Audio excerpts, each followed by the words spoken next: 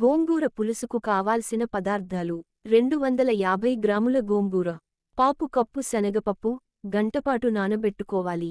2 టమాటాలు కట్ చేసుకోవాలి. 3 ఉల్లిపాయలు పెద్ద ముక్కలుగా చేసుకోవాలి.